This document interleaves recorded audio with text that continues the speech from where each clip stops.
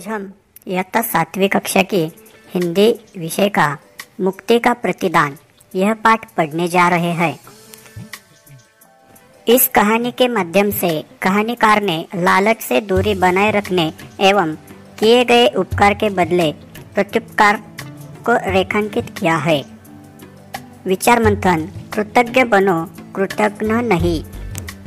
या कहाणीमधून कथाकाराने किंवा कहाणीकाराने आपल्याला लालचपासून म्हणजेच लालचीपणापासून दूर राहायला सांगितलेलं आहे आणि केलेल्या उपकाराच्या बदल्यामध्ये आपल्याला पुढूनही त्याच पद्धतीने प्रतिसाद मिळतो हे सांगितलेले आहे। ते आता आपण समजून घेऊयात। बहुत पहले की बात है, अचलपुर नामक एक गांव था। वहाँ के लोग बड़े सीधे साधे और ईमानदार थे। उन्हें किसी बात का लालच नहीं था।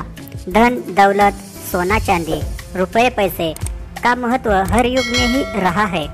लोग इन्हें पाने और लूटने के लिए क्या क्या अत्याचार नहीं करते।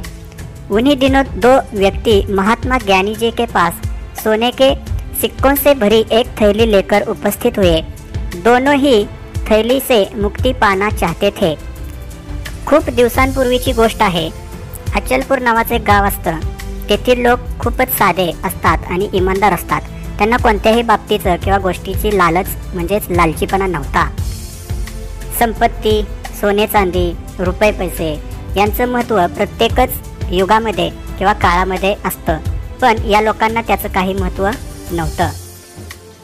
लोक संपत्ती कमवण्यासाठी काय काय कामं करतात, किती अत्याचार करतात हे सर्वांना माहीत आहे।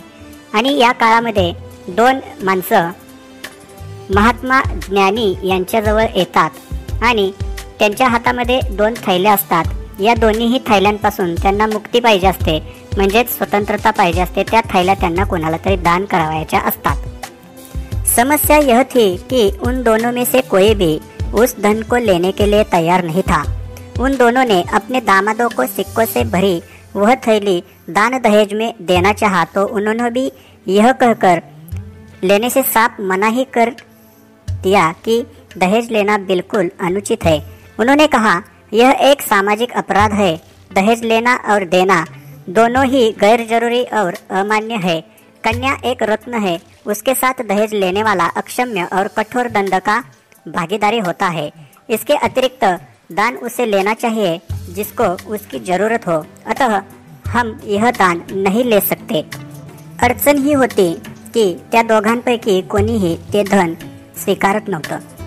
दोघांनी सुद्धा आपल्या जावयांना ते धन किंवा संपत्ती देण्यासाठी प्रयत्न केला, हुंडा देण्याचा प्रयत्न केला, पण दोघांचेही जावई त्यांना म्हणतात की धन किंवा हे हुंडा घेणं म्हणजे एक प्रकारचं कठोर अपराधच आहे, म्हणजे गुन्हा आहे, एक सामाजिक गुन्हा आहे, तो आम्ही करणार नाही। कन्या म्हणजे मुलगी ही एक रत्नासारखी असते, तिच्याबरोबर हुंडा घेणं हे चुकीचं आहे आणि त्याला अक्षम्य आणि कठोर शिक्षा मिळाली पाहिजे। म्हणून हे दान आम्ही घेणार नाही, परंतु हे धन किंवा दान अशा माणसांनीच फक्त स्वीकारलं पाहिजे ज्याला त्याची खूप जरूरत आहे आणि आम्हाला या प्रकारची जरूरत नाही, त्यामुळे हे दान किंवा धन आम्ही घेऊ शकत नाही।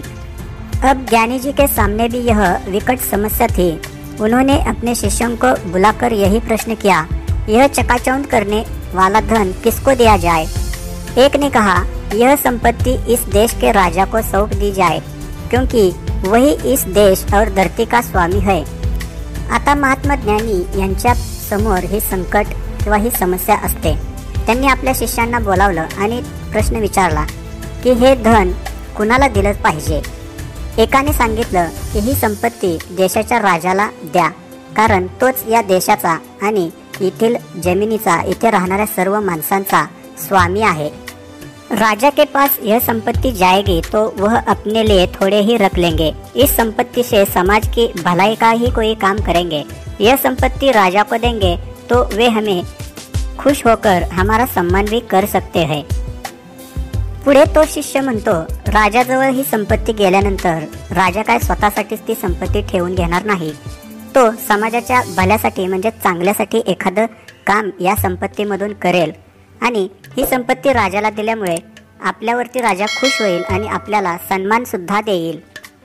इस पर एक आगंतुक किसान मित्र ने यह कहकर विरोध किया सिक्कों से भरी यह थैली जिस खेत से मिली है वह मेरा था, किंतु उस खेत को वास्तव में मेरा यह मित्र जोतता बोता था। मेरा यह कहना है कि यह संपत्ति भी उसे को मिले, इस संपत्ति का असली हकदार वही है।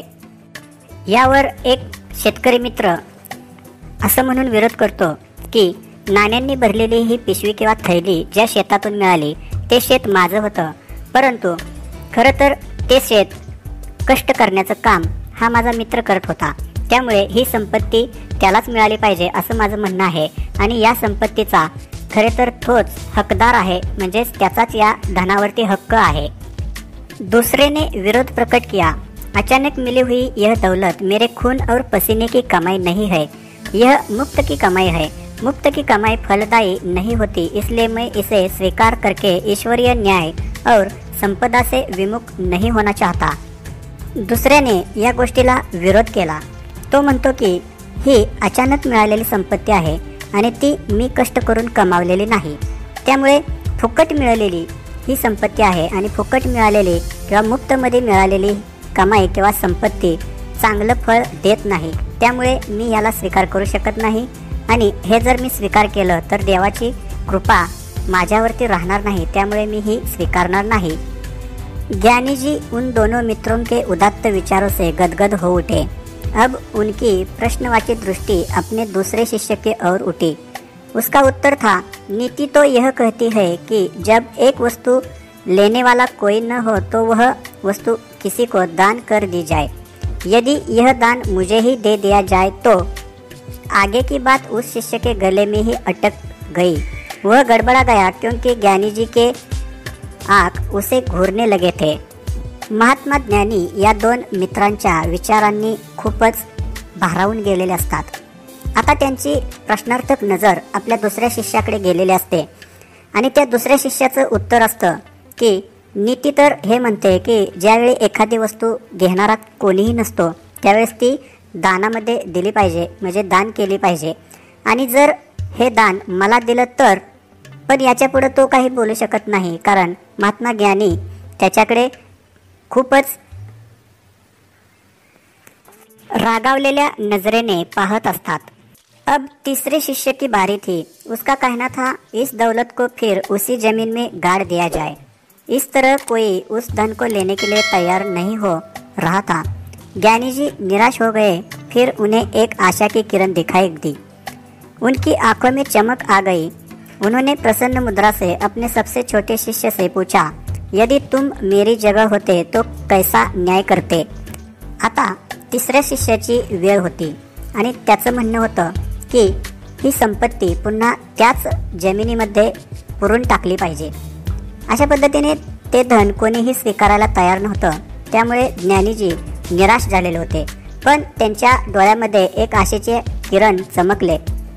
त्यांच्या डोळ्यामध्ये चमक आली आणि त्यांनी आपल्या सगळ्यात छोट्या शिष्याला प्रश्न विचारला कि तू जर माझ्या जागी असतास तर काय न्याय दिला असता। शिष्य का यह भोला भाला उत्तर गुरुजी को पसंद आया। मेरी आत्मा कहती है कि धरती माँ ने यह दौलत किसी शुभ कार्य या लोकहित के लिए दी है। क्यों न इसे विस्तृत भूखंड में ऐसा सदाबहार बाग लगवाया जाए जिससे तमाम लोगों को फल, पंछियों को बसेरा और पथिकों को मुफ्त में छाया मिल सके। सर्वात छोट्या शिष्याचं म्हणणं किंवा उत्तर या गुरुजींना पसंत पडलं। त्याचं म्हणणं होतं की त्याचा आत्मा म्हणतोय जमिनीने किंवा धरती माने, धरती आईने हे धन चांगल्या कामासाठी किंवा लोकांच्या कल्याणासाठी दिलेलं आहे। मग का नको आपण असं करायला की या विस्तृत जमिनीवरती आपण एखादी छानशी बाग लावू। त्या बागेमुळे येणाऱ्या जाणाऱ्या वाटसरूंना सावली मिळेल, पक्ष्यांना त्यांची घरटी मिळतील आणि सर्व लोकांना फळं मिळतील। उसके विचार सुनकर सबकी बाँचें खिल गई। अस्तु, गुरुजी ने वह सारे सिक्के उसे सौंपकर उत्तम फलों के बीज खरीदने के लिए राजधानी की यात्रा का आदेश दे दिया। शिष्य ने अपने गुरु के आदेश को शिरोधार्य करके अपनी यात्रा का श्री गणेशा किया। त्याचे विचार ऐकून सगळ्यांनाच खूप चांगलं वाटलं, म्हणून शेवटी आपल्या या गुरुजींनी त्याला सगळे सिक्के म्हणजेच नाणी दिली आणि ती नाणी चांगले फळे आणि त्याचे बी किंवा रोपे आणण्यासाठी राजधानीला जाण्याचा आदेश दिला। शिष्याने सुद्धा गुरुजींचा आदेश मान्य केला आणि तो आपल्या राजधानीला जाण्यासाठी तैयार झाला। वह लगातार चलता रहा। मन ही मन सुंदर बाग की कल्पना भी करता जा रहा था। कई दिनों की यात्रा करने के पश्चात वह होनहार शिष्य राजधानी के चौक बाजार में सर्वोत्तम बीजों की तलाश में घूम रहा था। तो लगातार चालत राहिला आणि चालता चालता मनामध्ये तो कल्पना करत होता की आपण एक छानशी बाग तयार करणार आहोत। खूप दिवसांची यात्रा करून तो शेवटी राजधानीमध्ये आला आणि तिथल्या बाजारामध्ये सगळ्यात चांगल्या बियांचा फळांचे बी शोधण्याचा प्रयत्न त्याचा चालू होता। तो गुजरते हुए ऊँटों के एक काफिले का शोर उसने अचानक सुना। उसने देखा ऊँट पर एक व्यक्ति सवार था। देखने में वह मुखिया लग रहा था। उसके पास पिंजड़े में बंद पक्षी थे। उनमें घोर करुण चित्कार उन घायल और मौत से जूझते दम तोड़ते हुए पक्षियों का था, जिन्हें उस कारवां का मुखिया ऊँटों की पीठ पर जालों में फंसाकर खान साहब के महल की तरफ ले जा रहा था। मौत से डरे मरे मरे से पक्षी मुक्ती के लिए छटपटा रहे थे। बाजारामध्ये फिरत असताना त्या शिष्याला उंटांच्या एका तांड्याचा खूप आवाज किंवा गोंधळ ऐकू येतो। तो त्या ठिकाणी पाहतो तेव्हा त्याला दिसतं की त्या उंटांवरती एक मनुष्य बसलेला असतो आणि तो त्यांचा मुख्य माणूस असतो। त्याच्याजवळ पिंजऱ्यामध्ये बंद असणारे पक्षी असतात आणि ते पक्षी ओरडत असतात। त्यामध्ये काही जखमी असतात, मरण्यासाठी सोडून दिलेले असतात आणि असे पक्षी खूपच गोंधळ करत असतात। तो मुख्य माणूस त्या सर्व पक्ष्यांना घेऊन निघालेला असतो खान साहब यांच्या महलाकडे आणि त्या महलामध्ये नेऊन त्या पक्ष्यांना विकायचं असतं म्हणून तो घेऊन चाललेला असतो आणि मरणाच्या भीतीने हे सर्व पक्षी आपली स्वतंत्रता मिळावी, आपल्याला मुक्ती मिळावी म्हणूनसाठी धडपड करत असतात। उस उदार हृदय युवक से वह करुण क्रंदन नहीं देखा गया तो उसने मुखिया से बात की। मुखिया को समझाया कि प्राणी मात्र पर दया करना सबसे बड़ा धर्म है। उसने कहा, इन निरीह पक्षियों को स्वतंत्र करके पुण्य की कमाई कर ले, क्योंकि पुण्य ही सबसे बड़ा कर्म है। उन निरीह पक्षियों को छोड़ देने का आग्रह सुनकर मुखिया हाथ जोड़कर बोला, खान साहब, इन चिड़ियों के बदले 500 नगद स्वर्ण मुद्राएं देंगे। तुम्हारे पास क्या है जो मैं इन्हें छोड़ दूं? सभी प्राणियों का दर्द समझने वाले उस युवक ने सोने के सिक्कों से भरी हुई थैली का मुंह उस लालची मुखिया के आगे खोल दिया। उस सुनहली दौलत को देखकर मुखिया की आंखें फैल गई। बात बात में सारे पक्षी मुक्त कर दिए गए। या चांगल्या मनाच्या तरुणाला हे पक्ष्यांचं ओरडणं पाहावलं नाही म्हणून त्याने त्या मुखियाबरोबर म्हणजे त्या प्रमुखाबरोबर बोलणं केलं आणि त्याला समजावून सांगितलं की प्राणीमात्रांवर दया करणे हे सगळ्यात मोठं पुण्य आहे। या पक्ष्यांना तुम्ही सोडून द्या असं तो त्याला सांगतो आणि या पक्ष्यांना सोडून देण्याची गोष्ट ऐकल्यानंतर तो प्रमुख त्याला विचारतो की खान साहब, मला या पक्ष्यांच्या बदल्यामध्ये सोन्याच्या मोहरा देणार होते, तू मला काय देशील? हे ऐकल्यानंतर तो युवक त्याच्याजवळ असणारे धन आणि त्याची थैली उघडून त्या प्रमुखाला दाखवतो आणि ते सोनेरी सिक्के पाहिल्यानंतर त्या लालची असणाऱ्या मुखियाचं म्हणजेच प्रमुखाचं डोळे चकाकले आणि त्याने गोष्ट करता करता बोलता बोलता सगळे पक्षी सोडून दिले। अब वह शिष्य मन मारकर अपने गुरु के पास लौट रहा था। मुक्त हुए सभी पक्षी उस पर छाया करते और चहचहाते गीत गाते चल रहे थे। फिर भी उस शिष्य के पैर यह सोचकर मानो जड़ होते जा रहे थे कि वह अपने गुरु को क्या उत्तर देगा, क्या करने आया था और तैश में आकर क्या कर बैठा। इसी सोच में वह अभागा मृत्यू की कामना करते करते थक कर सो गया। आता शिष्य गुरुकडे जाण्यासाठी माघारी फिरतो। सगळे मोकळे केलेले पक्षी त्याच्यावरती सावली धरून त्याच्याबरोबर चाललेले असतात। ते गाणे म्हणत असतात, किलबिलाट करत असतात, पण या शिष्याची पावले जड झालेली असतात कारण आता त्याला गेल्यानंतर गुरुला उत्तर द्यायचं असतं आणि आपण काय करण्यासाठी आलो होतो आणि काय केलं याच्यामुळे त्याला उत्तर आपल्या गुरुला काय द्यायचं हे सुचत नव्हतं म्हणून तो हळूहळू चालत होता आणि हे विचार करत करतच तो एका ठिकाणी झोपी गेला। नींद में स्वप्न, स्वप्न में पक्षियों की मुक्त चहचहाट के बीच उन पक्षियों की रंग बिरंगी रानी उसके सीने पर फुदक फुदक कर जगा रही थी। उठो भोले भाले होनहार दयालु साथी, अपने सभी दुख भूल जाओ। हम सभी आज़ाद पक्षियों ने मिलकर पहले ही तुम्हारे उस विशाल भूखंड में तरह तरह के फलों के बीज बो दिए हैं। आंखें खोलो और वहां जाकर देखो। त्या शिष्याला झोपेमध्ये एक स्वप्न पडतं आणि स्वप्नामध्ये त्याने मुक्त केलेले सगळे पक्षी किलबिलाट करत असतात आणि त्या किलबिलाटामध्येच त्या पक्ष्यांची राणी त्याच्या छातीवरती उड्या मारून मारून त्याला जाग करत असते आणि म्हणत असते की उठ हे भोले भाल्या माणसा, म्हणजे साध्या भोळ्या माणसा, तू उठ आणि चल, तू सगळं दुःख विसरून जा आणि आम्ही सगळ्या पक्ष्यांनी मिळून तुझ्या त्या विशाल अशा जमिनीवरती आधीच बी पेरलेली आहेत, ती जाऊन बघ। अब वह युवक जागकर उन मैदानों की ओर सरपट दौड़ने लगा। उसके आगे पीछे और ऊपर तक न केवल पक्षियों की चहचहाट ही चहचहाट थी, बल्कि वहां जाकर उसने यह भी देखा कि दुनिया भर के तमाम पक्षी अपनी चोंचों और पंजों से धरती खोद रहे हैं। शिष्यों के साथ कुछ लोग बीज बो रहे हैं, पौधे लगा रहे हैं। उसके गुरु और अन्य एकत्र जन मुक्ति के इस प्रतिदान का करिश्मा देखकर फूले ही नहीं समा रहे थे, बल्कि वे भी बागवानी में बढ़ चढ़कर हाथ बटा रहे थे। आता तो तरुण जागा होतो आणि मैदानाकडे पळतच सुटतो। त्याच्या मागे पुढे वरती सगळीकडे पक्ष्यांचा किलबिलाट सुरू असतो। मैदानावरती तर तो पाहतो की सगळीकडे जगभरातील पक्षी गोळा झालेले असतात आणि माणसांच्या साथीने बिया लावण्याचे काम चालू असतं।